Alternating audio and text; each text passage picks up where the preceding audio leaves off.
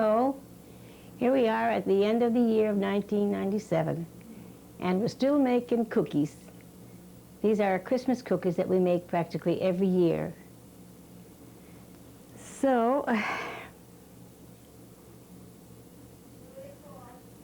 they're called Christmas cookies, you know. Well, or Jenets. The Italians call them Jenets, but everybody else calls them Christmas cookies. The taste is a little bit different, but they are good. Can you show one for us? Right now I'm frosting them. How long does it take? Well, it takes practically 3-4 hours to make. The frosting them takes the time, but they're worth it. Give us a recipe, how you make it. Well, one batch we put 3 eggs, 2½ cups of flour, ½ a cup of sugar, and you put 1 stick of margarine, 1 stick of margarine for 3 eggs. And then you put the flour, 2½ cups, or 3, because it's according to how big your eggs are. Baking powder. 1 tablespoon. And a touch of salt. And, well, maybe she could... yeah, well, you know, they could always make a little more than just 3 eggs, you know. And that's about it. You get it all together, knead it a little bit.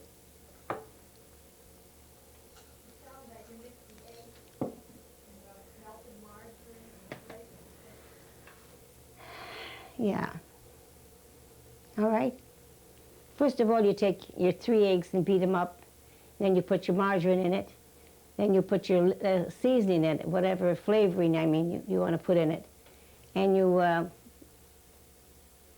get that all together. Then you start putting in your flour. You beat it up, yeah, of course. And then you put in your flour, which has got the sugar in it, and the baking powder, and the salt. And you keep on putting it until it comes to not a real thick dough, but it stays together. And I let it rest a few minutes, and then I put it on the table and I knead it for about 5 minutes. And then I start to roll them out in different shapes that I like. Okay. So I say, if you get a chance, try it. You'll like it. And have a Merry Christmas.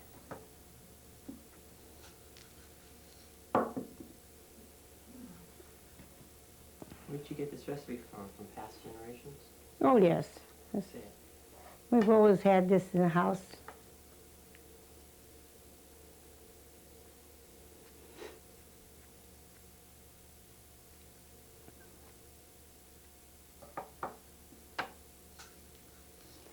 The only thing different is that people put different, you know, flavoring in it.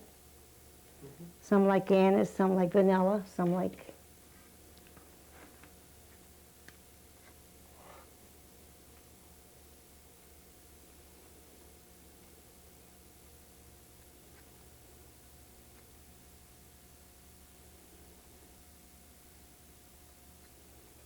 There.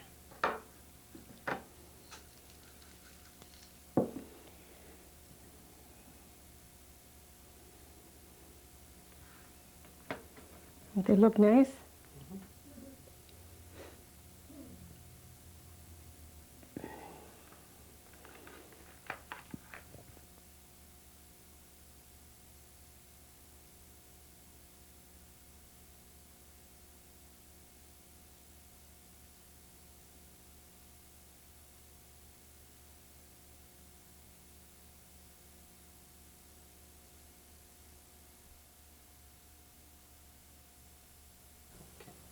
Hello, I'm here with my grandmother, Emma Montanari. She is honored by the many for her Italian cooking, and as she learned throughout the years in a small town in upstate New York, she grew up with an initiative to cook Italian food for her family as she learned with others in a very special way. Hello, welcome, Gran. Mm-hmm. It's nice to be here.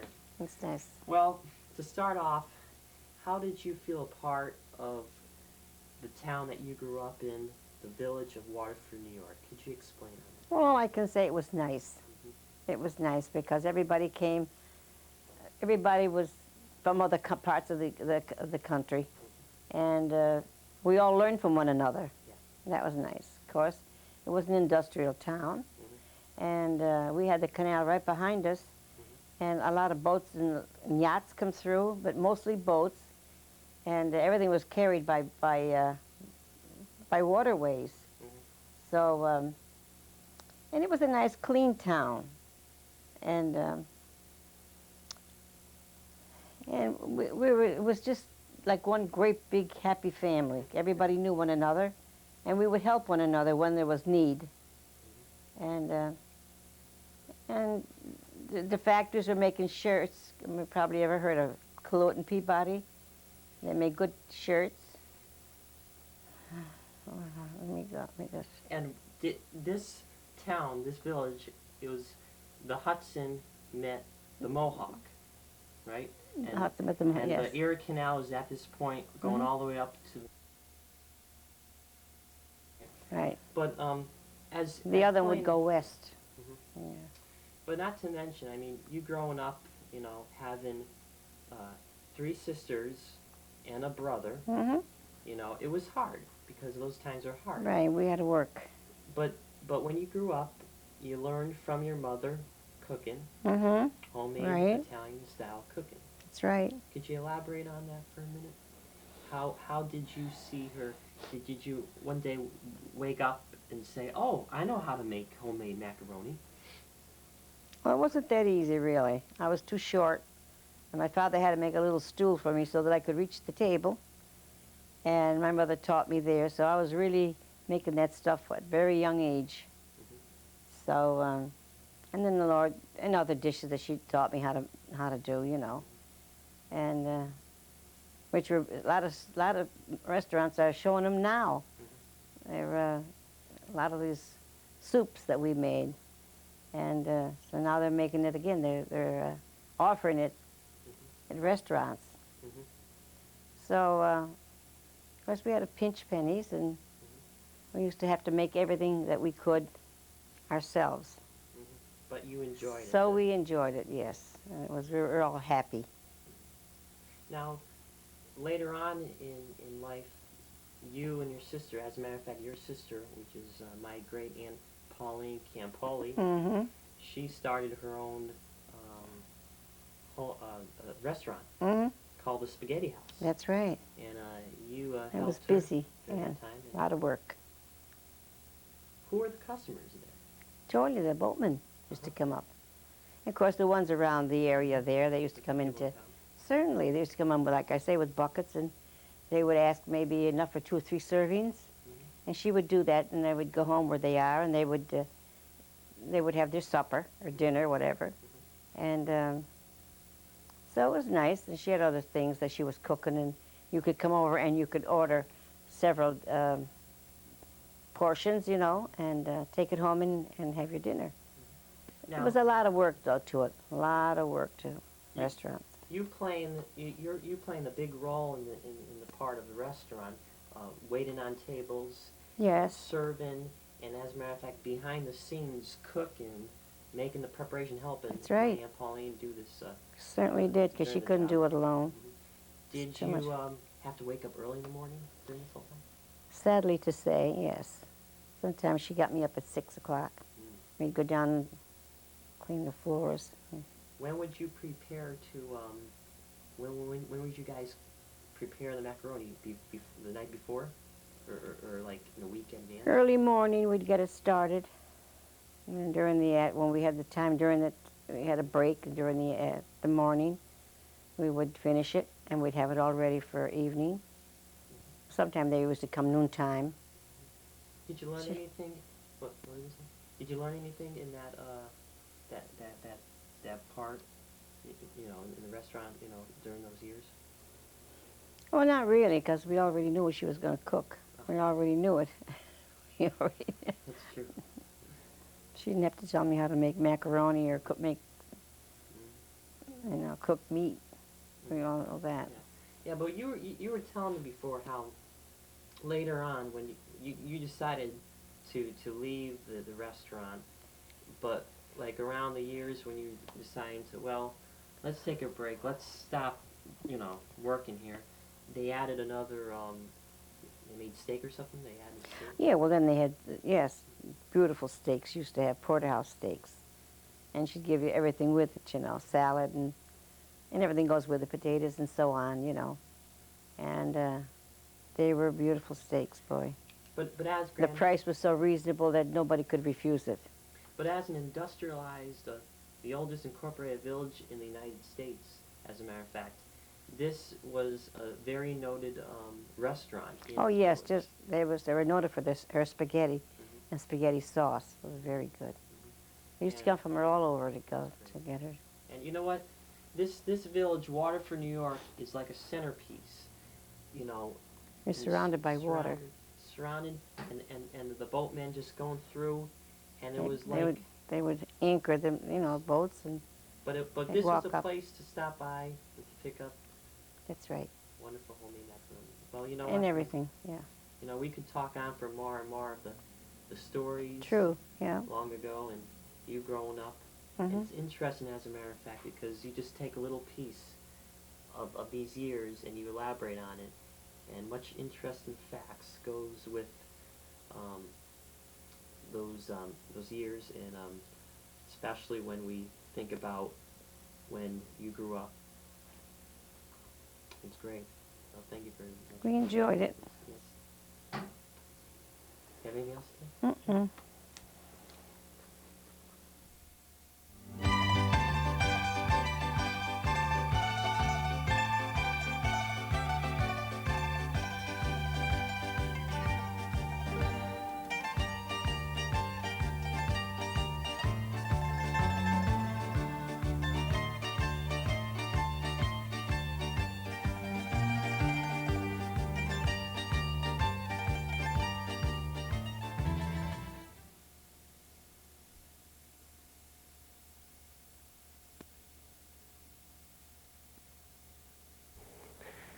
Hello and welcome. We have a very special guest, another very special person we'd like to bring to you on this program today. She is my Aunt Pauline Campoli, and as my grandmother mentioned many, many times before, she's been a very great help in cooking through the years. Especially, she taught a lot of things that my grandmother didn't even know, especially with her spaghetti house in the village of Waterford, New York. And here she is. I'm all set. You're all set. Mm-hmm. Welcome. Yeah. No, thank you, Brian. Well, we started over Dial City. Oh, really? Yeah, right close from the locks. Mm-hmm. The first house on this side here. Lived upstairs. Well, we lived up and down. I had to boil all my water. There was no gas. Mm-hmm. You had to put the coal and wood in the stove. And then that's where the restaurant began? Yes. And then you moved to this, First Street? Yeah, he bought that, yeah. And that was a better house than that? Oh, yes. Well, it wasn't better because he'd done a lot of work. Uh-huh. My husband and a carpenter. Mm-hmm. He helped my husband, yes. He did. Yeah. They made that new addition in the back. Mm-hmm. Yeah. It's a long time. Mm-hmm. But Yeah. you did a lot of cooking, though. Yes, I've done all the meatballs. Well, I'll take that back. My mother used to come down and help me. Just the meat was all mixed with all the stuff in it. Mm-hmm. All she done is to roll the meatballs. Mm-hmm. So there was a lot of preparation. Oh yes, in there was a lot of, cooking. yeah. Mm-hmm. Well, we used to make them on Friday and then on Saturday. It's all gone. Oh. No, I used to make them on Friday, but we served it on a Saturday. Mm-hmm. meatballs and stuff. And if they wanted extra meatballs, I never charged them, and now they charge. No, And we continue. you know, my grandmother, Emma Montanari, you know, your sister, of course, she learned a lot back then, too, you know, working with you in your restaurant for so many years. What role did she play during those years? She's a waitress. She just served? Serve the people, yeah. Once in a while she'd come down and she would wash the bar. I call the bar, yeah. Yeah. She would wash it with the mop, yeah. Yep. 1, 2, 3. So, you know, it would be clean, you know. She was really good. Mm-hmm. She always had a nice, and the bow in her, just a uniform, white uniform. She always dressed in white. And she always had a flower or a handkerchief. There, yeah. I think she has some pictures. She was, you know, nice. Good, to the people. yeah, she was neat. That's good. Yeah. There was one man, he ran the business too, but forgot what it was, in Troy. And Emma, he wanted Emma for his waitress. Who visited your restaurant? People? Oh, they're like from, sailors, maybe? they even came from New York once a year. Mhm. Once a year they used to come from New York just to have the spaghetti and meatballs and sauce. And that was their vacation. They come down and they eat there. Yes. And you guys were fortunate to have a restaurant near the canal system.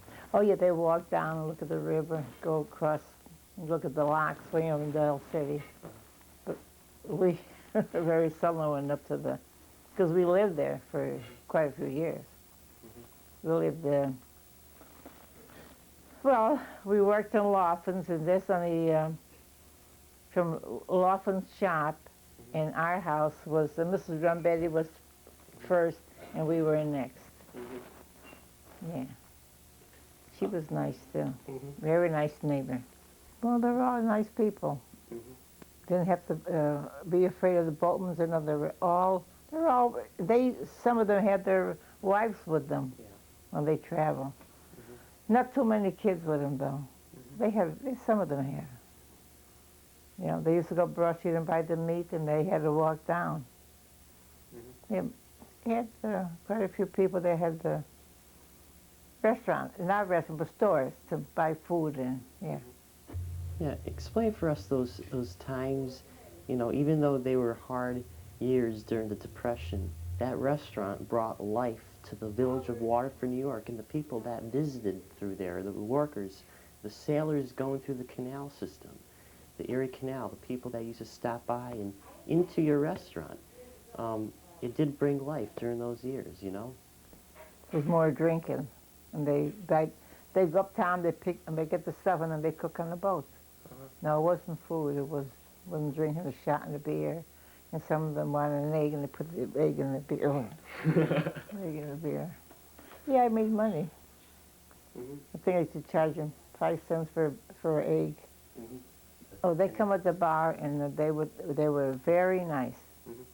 They were working people they used to come. Sometimes they come at 5 o'clock in the morning, and I didn't like it because I had to get up and serve them, because they had to go. They only had so much time before they go through the locks, and I had to get up. They used to knock on the door, right? Yeah, I was ready for them. Yeah. I was ready for them, because my husband said, "Well, the boats are in. They'll be coming up for food, and well, they drank more than they ate, though. It was more drinking. Yeah. Well, we had a neighbor next door, across from the grill, and he used to come and he used to have a shot and a beer, and then he put an egg in. And he worked over textile. I wasn't working then. And he said, "Pauline, I'll stay with you a little while, then I give him an extra shot." Yeah. Jack Roach. Just in case, while the sailors are there. Yeah, right, yeah, they were good. But then he had to go to work for 5:30, you know. My grandmother said there was a particular guy they used to call Loop-de-Loop. Yes, Yeah. yeah, I used to, Emma knew him. He slept where they could, you know. yes. What? And he was the nicest man, you know. Why they call? They gave him a nickname, but he was good. I gave him a drink. I gave him a sandwich too, you know. Yeah, little. I forgot about him. Oh. Yeah. And also, wasn't there like people used to hide under that old Erie Canal Bridge sometimes for shelter? Those. Yeah, wherever they could get shelter, they would. Mhm. Now they were the sailors too. No, there were people that worked on the boats, Mhm. and the people in town too that they didn't know where to go. I know we could, talk more about those old times, those years long ago, and especially you know more about it than I do, of course, and my grandmother. But is there a final word you'd like to tell the audience today? Something that you learned through the years, or something that you really cherished? You just can't. We didn't write anything down or nothing. We just done by head, you know. Mm-hmm. And then talking to Mrs. Renzi, she lived down the next block, and she came from a better town. They had a little more money than my mother had. Mm-hmm. My mother never knew what she was going to eat till she went and done housework. There was no money involved, and so that's how they lived. Mm-hmm. They never knew what they were going to eat the same night, Mm-hmm. because the people then they used to give them food. Mm-hmm. That's the same with your grandmother in Cohoes, Lisa. Mm-hmm. They never gave her any money right in Cohoes. Yeah. And she said she wished she had a little bit of money, you know, which is true. Yeah. Yeah, that's where it was before the help, and they gave you something, you know. Mm-hmm. And food for the house. yeah, and back then it was day by day. You go day by day. Yes. Yeah.